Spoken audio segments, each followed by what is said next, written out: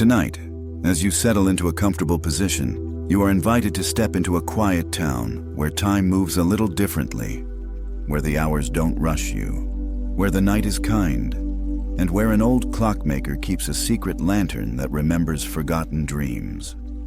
Take a slow, easy breath in and let it drift out. There is nothing you need to do, nowhere you need to be. For a while, there is only you, this story, and the gentle space between one tick of time and the next. Feel the weight of your body being held by the surface beneath you. Your head, your neck, your shoulders, your arms and hands, your chest, your stomach, your hips, your legs and feet, all supported with no effort at all. If you like, let your eyes slowly close. Notice the rhythm of your breathing, the natural rise and fall of your chest and belly. You don't have to change it, just notice. The air moving in and the air drifting out. With each breath out, allow a little bit of the day to melt away. Any thoughts that arrive can simply float by like clouds. You don't have to follow them. You don't have to argue with them. You can let them drift and drift and drift. If a thought feels heavy, you can imagine the breath lifting it, carrying it a little farther away each time you exhale, until it is just a small shape on a very distant horizon. And as your body begins to relax, the story begins to open like a door in a quiet hallway. Imagine a long, gentle hallway now, made of smooth stone, softly lit by small, warm lights along the walls. At the far end of the hallway, there is a doorway, slightly open, glowing faintly with amber light. With each breath you take, you move a little closer to that doorway.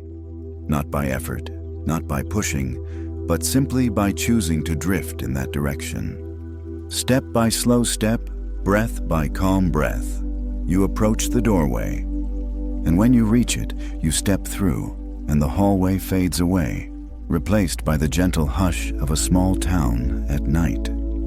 You are standing now on a cobblestone street in a quiet valley town. The hills rise around you like soft, dark waves, their silhouettes outlined against a deep, star-scattered sky. It is night now. The last colors of sunset have faded into velvety blue, and the stars are beginning to appear one by one, as if someone far above is patiently lighting them with careful, loving hands. The streets beneath your feet are made of worn cobblestones, softly polished by many years of careful footsteps. Lanterns hang from black iron hooks along the streets, their golden light spreading out in gentle circles that overlap and blend together, painting the stones with a warm, honey-colored glow. The air is cool but not cold, crisp enough to feel clean, soft enough to feel kind. There is a hush in the air, a kind of soft silence that feels like a blanket wrapped around the town. From somewhere far off, you can hear a river murmuring to itself, sliding over stones as it makes its way through the valley. A single dog barks once, far in the distance, then settles back into sleep. The world feels unhurried, as if time itself has curled up somewhere cozy and decided to take a long, slow breath. Most of the windows in the town are dark now. People have gone inside, pulled their curtains closed, and slipped into their own quiet worlds. But one window still glows with a steady, amber light. At the end of a narrow street, on the corner where the cobblestones curve gently out of sight, there is a small shop with a crooked sign that reads, Aurelian's Clocks and Small Repairs. The sign sways lazily in the calm night air, the gold lettering catching the lantern glow just enough to be seen. This is where you are going. You begin to walk down the street at an unhurried pace. Each step is soft and slow, echoing faintly in the quiet. You can feel the smoothness of the old stones beneath your feet, each one slightly different, each one shaped by countless footsteps before yours. The cool night air brushes your skin, carrying the subtle scent of distant chimney smoke and something faintly sweet. Perhaps the last trace of bread and sugar from a bakery that closed hours ago. As you walk, you pass a sleeping cat curled on a doorstep, its fur rising and falling with tiny, peaceful breaths. One ear flicks at some invisible sound, and then it is still again, drifting deeper into whatever simple dreams cats enjoy. You notice a small window box filled with flowers that have folded themselves inward for the night, their petals gently cupped as if cradling the darkness. You turn the final corner, and there it is, the clockmaker's shop. The front window is full of clocks. Tall clocks, small clocks, round ones, square ones, clocks with carved wooden faces, clocks with painted numbers, clocks with smooth brass hands that catch the light when they move. They don't all tick in unison. Some tick quickly, some slowly, some barely at all. Together they create a soft, uneven chorus of time, a whispering rhythm that seems to slow everything around it. You stand for a moment just listening, letting the sound wash over you. Tick, tock, tick, tock.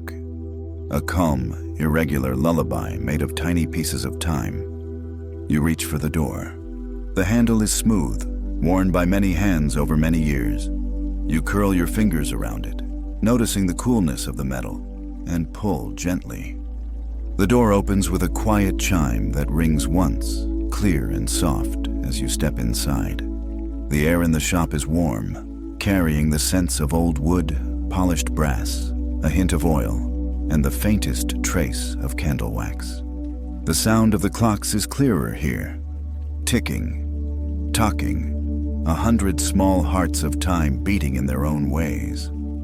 Shelves line the walls, filled with pocket watches, glass-domed clocks, tiny silver bells, and tools arranged so neatly they almost look like art. Some clocks stand still, their hands paused at particular moments, as if holding a breath.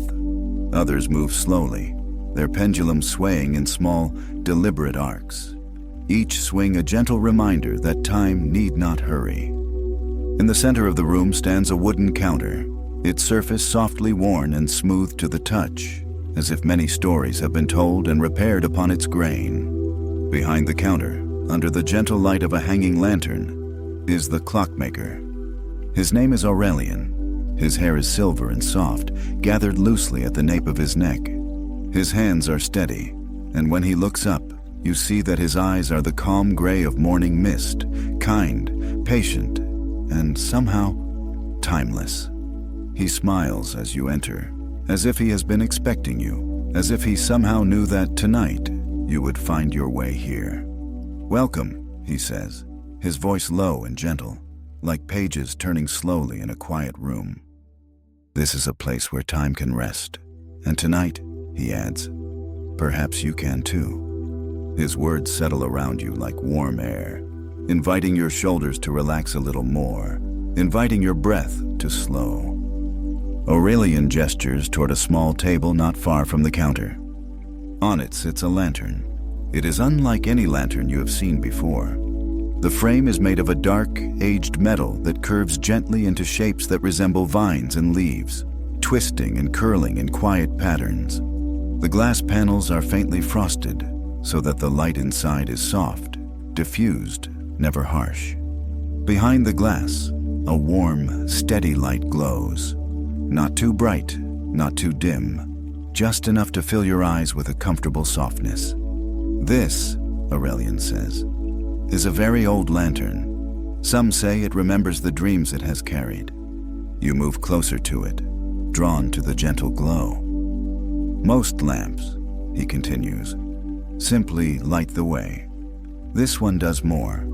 It shows you the paths you once walked in dreams, and the ones you have yet to discover." You notice that as you look at the light, you begin to feel strangely calm. Your shoulders loosen, the muscles in your face soften. Your breathing deepens without you trying at all. Somewhere behind you, a tall clock chimes once. Not loudly, just a soft, rounded note that hangs in the air and then fades. Aurelian moves around the counter with slow, deliberate movements, as if he is careful not to disturb the quiet around you. He lifts the lantern with both hands and offers it to you. The metal handle is cool but gentle in your grasp. "Take it," he says softly. "Walk with it through the town. Let it show you what it remembers. When you are ready, it will bring you back. There is a comfort in his words, a certainty that you will not be lost, that time itself will be patient with you. You nod, holding the lantern close, and step back toward the door. The small chime rings again as you leave the shop, and Aurelian's calm presence lingers in your mind like a kindly echo. You stand once more on the cobblestone street, the lantern glowing gently in your hand. The town feels different now. The air is still the same cool night air, and the sounds of the distant river are unchanged. But there is something else. A softness, a slowness, as if the space around you is wrapped in a quiet spell. You lift the lantern slightly, and the light inside responds to your movement, brightening just a little, and then settling into a steady glow. Within the glass panels, the light is not entirely still. It swirls in delicate patterns, like ink in clear water, shifting and changing in tiny, graceful motions. With each slow step you take, the lantern's light flows out over the cobblestones, painting them in warm gold that blends into the deep, restful blue of the night. You pass houses with shutters closed, flowers resting in window boxes, their petals slightly folded, as if they too are sleeping. You notice small details that might otherwise be missed. A tiny crack in a stone step, a carved symbol over a doorway, a forgotten broom leaning against a wall. The world feels hushed, as though everything in it has taken a long, slow breath inward and is holding it in a peaceful pause. Soon, you come to a small bridge arched over a narrow stream that feeds the river below. The lantern's light spreads across the stones of the bridge, and you notice something quietly extraordinary. Along the edge of the bridge, as if recently caught in a gentle rain, tiny droplets of water hang suspended in the air. They are not falling. They are not rising. They simply rest there, held in place by some invisible kindness. Each droplet holds a tiny glint of lantern light, like a miniature star hovering just above the stone. You take a slow step closer. You reach out one hand, moving gently, and let your fingertips pass near one of the droplets. It trembles slightly, pulsing with soft light, as if it recognizes you, and then settles again into stillness. Inside the droplet, you catch a glimpse, a tiny reflection, not of the town, but of a moment from your own life. A room you once knew, warm and familiar, a face that made you feel safe, a day when you felt quietly content. The detail doesn't have to be sharp, just the feeling is enough. You walk slowly across the bridge, passing many droplets, each one holding a small, peaceful echo of a memory or a dream or a moment of simple, quiet joy. You don't need to examine them all. Just knowing they exist, held gently in the stillness, is enough to let your heart relax. On the other side of the bridge, the lantern's glow guides you along a curved path toward a small garden, enclosed by a low stone wall. You step through a gap in the stones and find yourself surrounded by flowers. They grow in beds along the ground, climbing on trellises, spilling over the edges of worn clay pots. The petals are soft colors, pale blue, gentle gold, muted lavender, deep rose. As the lantern's light touches them, something unusual happens. Petals that had already fallen from the blossoms lift gently from the ground, as if caught by a reversed breeze. They float upward, turning slowly in the air, and drift back to the flowers they once belonged to. You watch as blossoms that seem to be nearing their end begin to rewind, closing their petals in slow, graceful motions, folding time backward into earlier moments. Here, time is moving in reverse, but gently, with no rush at all.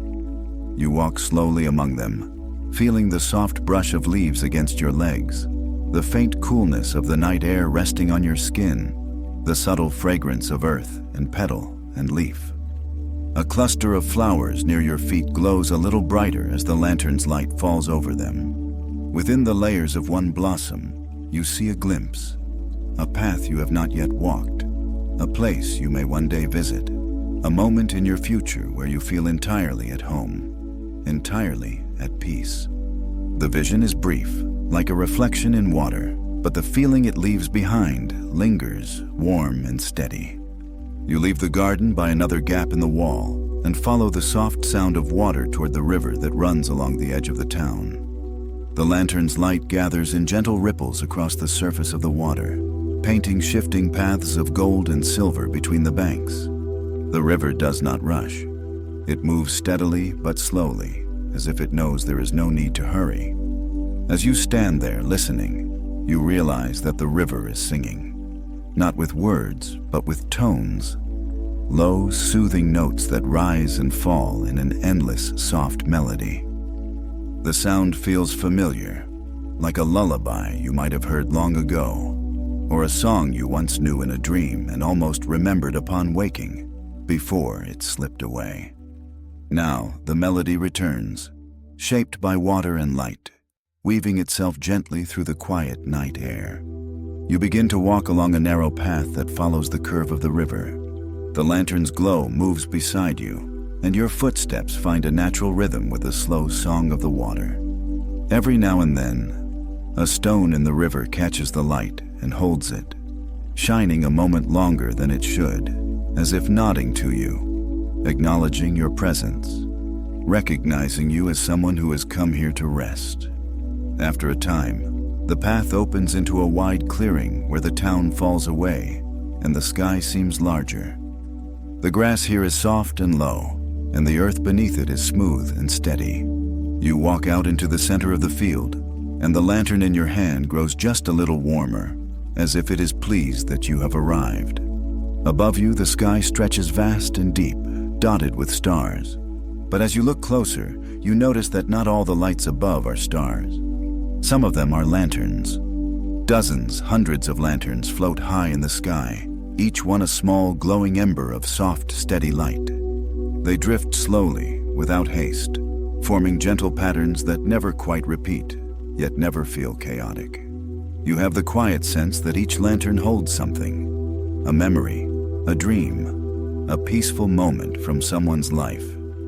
You feel somehow that some of them belong to you. To nights when you slept deeply, to mornings filled with soft light, to quiet days when you felt calm and at ease. You lower yourself to the ground, settling into a comfortable position in the soft field. The earth supports you fully, solid and gentle beneath you. You set the clockmaker's lantern at your side, and its glow spreads out in a pool of warm light, merging with the soft shimmer of the lanterns in the sky. You breathe in and out, in and out. The air feels easy, moving through you without effort. Your body grows heavier, more relaxed, as if the earth beneath you is quietly saying, "I've got you. You can rest." As you lie there, you hear Aurelian's voice, gentle and clear, even though you cannot see him. "A lantern," he says softly, "does not change the path. It simply lets you see that you are always capable of walking it." His words drift through you, settling somewhere deep in your chest, where the lantern's glow now seems to live. "Time," he continues, "is not an enemy. It does not chase you. It simply unfolds. You are not late. You are not behind. You are exactly where you are, and that is enough." You feel a wave of reassurance, like a warm blanket drawn gently over your shoulders. The field, the river, the garden, the bridge, the shop, and the town begin to soften around you, their edges blurring like paint in water. The lantern beside you dims a little, not going out, only growing calmer, its light becoming a quiet ember. You become aware once more of your own breathing, slow, steady, peaceful. The surface beneath you supports your body completely. Your head, your neck, your shoulders, your arms and hands, your chest, your back, your hips, your legs and feet. All of you is held. If there is any remaining tension in your hands, your jaw, your forehead, your stomach, your lower back, your legs, you can imagine the lantern's warm light gently touching those places, softening them, loosening them, helping them let go. In your mind, you see the clockmaker's shop again, the wooden counter, the walls lined with clocks, the gentle ticking in the air. Aurelian stands quietly behind the counter, winding a small silver watch, his expression peaceful. On the counter beside him, the lantern rests, its glow dim and steady, as if it has simply changed homes. From your hand to your heart, to this memory of the shop, you realize that you can return there anytime you wish, on any night, in any moment when you need to remember what it feels like for time to be gentle with you. From here on, there is nothing more you need to do. You are safe, you are held, you are allowed to drift. If sleep wants to come, you can let it approach like a soft tide, rising slowly, easily, without effort. If your thoughts wander, that's all right. They can float by like lanterns in the sky, appearing and disappearing without needing your attention. You can rest in the space between ticks, between one moment and the next, where there is no pressure, no demands, only calm. You may feel yourself slipping deeper into a warm, weightless quiet. As the town grows dim, the clocks grow softer, and the lantern's glow becomes a distant, gentle star watching over your sleep. You are free to relax completely now, to breathe and rest and drift into deep, peaceful, untroubled sleep. Good night.